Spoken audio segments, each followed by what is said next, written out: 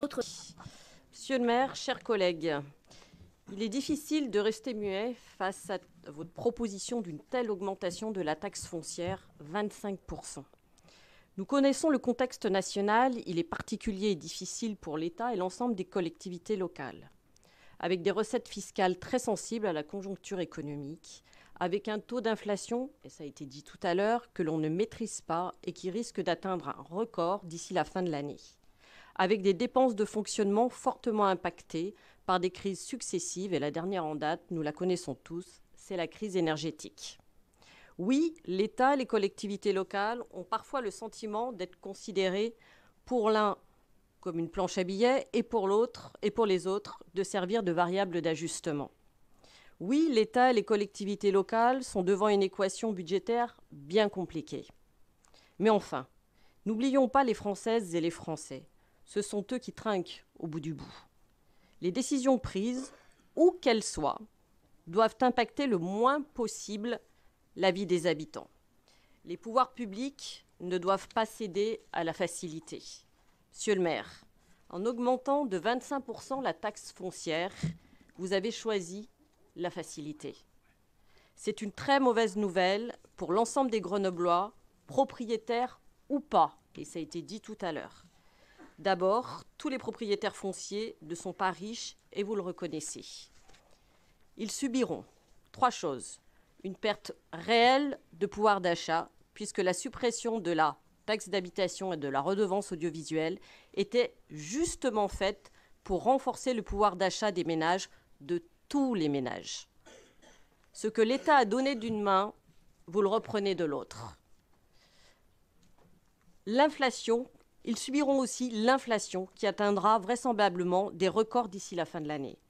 Et puis, bien sûr, les hausses des coûts de l'énergie. C'est la triple peine pour eux. Quant aux conséquences pour l'ensemble des habitants, elles sont multiples. Vous allez décourager les familles qui veulent acquérir leur logement et devenir propriétaires. Vous allez donc stopper le parcours des ménages qui veulent sécuriser leur avenir. Le taux de propriétaires habitants est déjà très faible à Grenoble. Vous allez accentuer cette tendance. Vous allez déstabiliser le marché de l'immobilier avec un recul certain des transactions et donc des baisses des droits de mutation redistribués à l'État et aux collectivités locales, donc un manque à gagner pour les collectivités locales. Vous n'allez pas maîtriser l'augmentation du prix des loyers.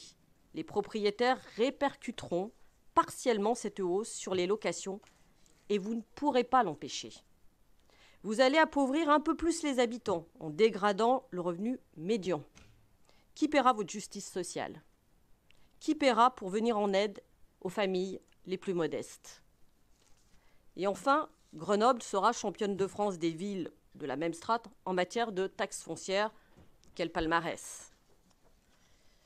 Pour garantir le financement des investissements de votre transition écologique, et nous ne sommes pas contre la transition écologique, il aurait mieux valu maîtriser les dépenses de fonctionnement depuis déjà quelques années, sans alourdir la fiscalité des ménages et tout en préservant la qualité du service public. Avec moins de dépenses en personnel, en communication, on trouve toujours des postes d'économie. Mais une bonne gestion demande un peu d'anticipation. Gérer, c'est prévoir. Ce n'est pas votre cas.